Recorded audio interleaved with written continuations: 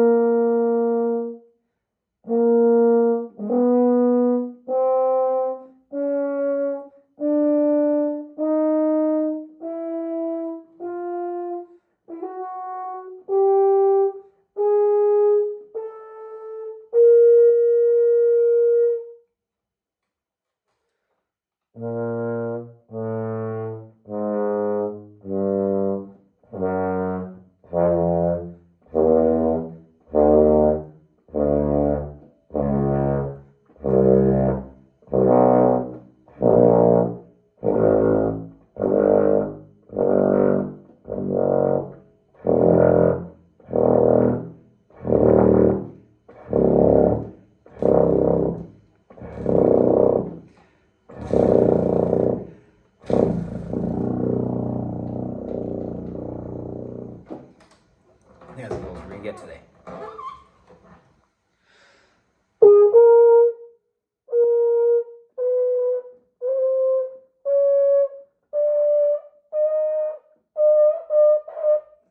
That'd be as high as we can get today.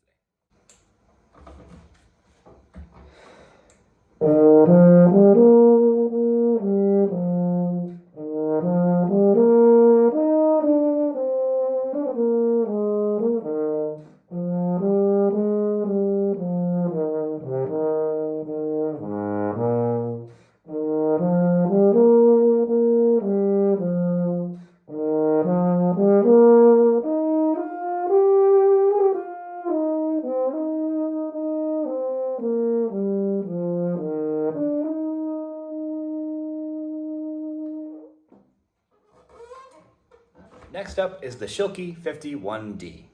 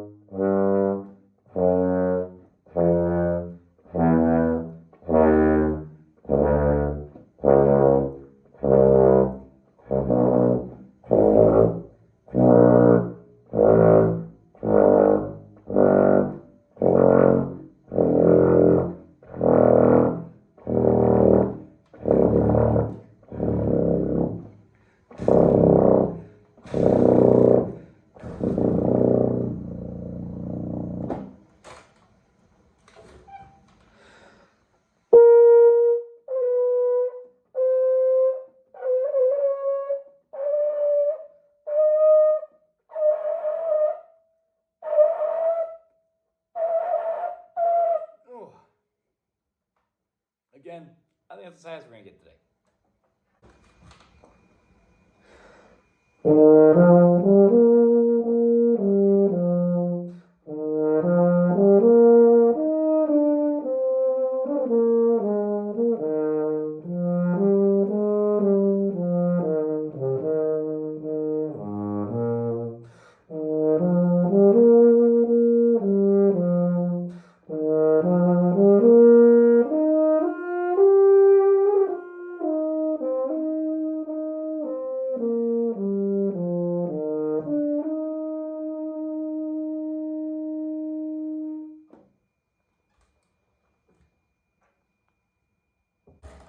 Next up is the Shires 5MD.